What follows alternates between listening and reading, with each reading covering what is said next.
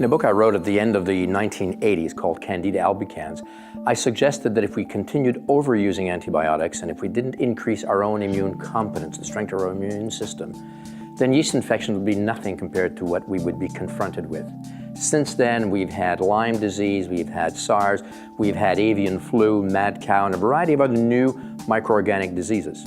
In 2012, Margaret Mead, who is the head of the World Health Organization, admitted that if the trend continues, and if the amount of antibiotics that bacteria are developing strains to continues to increase, something as simple as a scratch could become deadly again.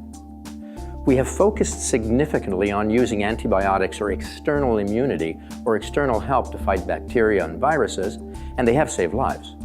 But we've forgotten to focus on our immune competence, on our own immune system's capacity to fight these microorganisms. And if we don't do that, then there may come a time where we won't have the medication that will help us to fight bacteria, viruses, fungus, and so on. So it's important to bear in mind that we have to increase our immune system strength, and there are some very simple nutritional ways of doing that. Let me suggest a few. The first is to reduce sugar intake.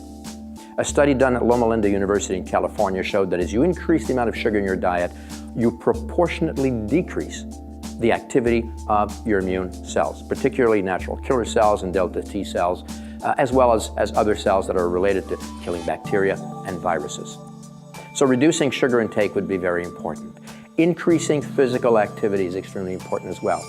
Exercise does two things. It increases your body temperature, which creates what I would call an artificial fever.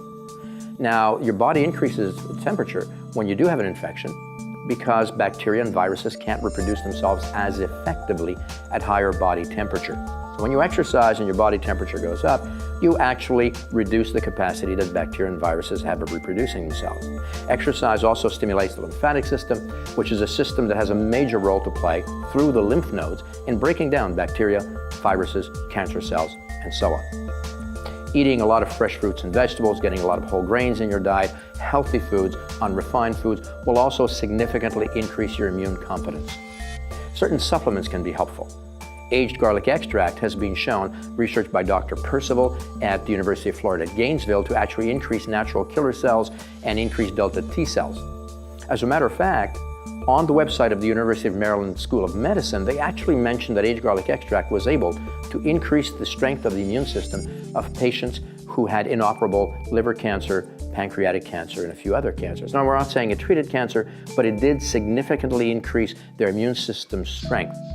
So certain supplements, echinacea is another good example, are well documented by the World Health Organization. Aged garlic extract, over 715 published studies, can help the immune system as well, while you eat more effectively and more properly, reduce your sugar intake, and exercise. All of these factors will significantly increase your immune system's strength, so you will need to use antibiotics or other drugs much, much less often. So strengthen your immune system, increase your immune competence, and fight the bugs effectively. If you want more information, please do a search on our website, drchrisafi.com.